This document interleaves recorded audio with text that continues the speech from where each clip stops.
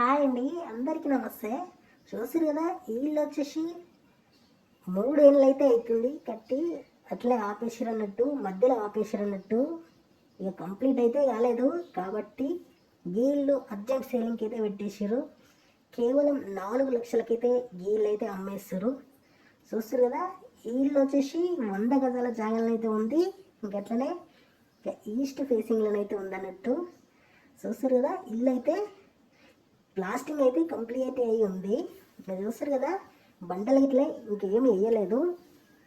ఇక గీళ్ళని కొనుక్కొని ఎవరైతే కొనుక్కుంటారో గాలే కంప్లీట్ చేసుకోవాలి. గీ ధరకైతే ఉందన్నట్టు ఇల్లు అయితే. చూస్తారు కదా, ఇక డబల్ బెడ్రూమ్ ఇల్లు, సెల్ఫ్లు కూడా పెట్టారు. కిటికీలు అయితే ఇక తలుపులు అయితే పెట్టలేదు అన్నట్టు, దర్వాజాలు కూడా పెట్టారు, తలుపులు కూడా అయితే పెట్టలేదు. చూస్తారు కదా, ప్లాస్టింగ్ అయితే అయ్యింది అనమాట.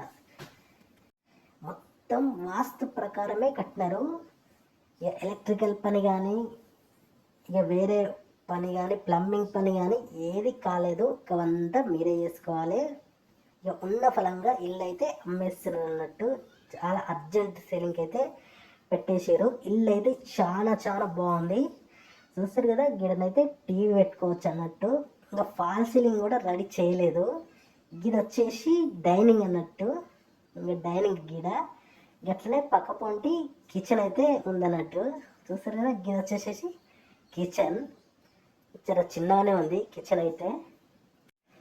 గీళ్ళు అయితే కంప్లీట్ చేయకుండా మధ్యలోనే ఆపేసారు. ఇక వెరీ వెరీ అర్జెంట్ ఉందని చెప్పేసి సేలింగ్కి అయితే పెట్టేసారు అన్నట్టు. చూస్తారు కదా, 3 సంవత్సరాలు అయితే అవుతుంది. గిసోంటి ఇండ్లు చాలా తక్కువ ధరల్లో ఉన్న ఇండ్లు అయితే మా వద్దకైతే సంప్రదిస్తారు. ఇక కాబట్టి మీరు మా ఛానల్ అయితే సబ్స్క్రైబ్ చేసుకొని ఈ వీడియోకి అయితే లైక్ చేయరి.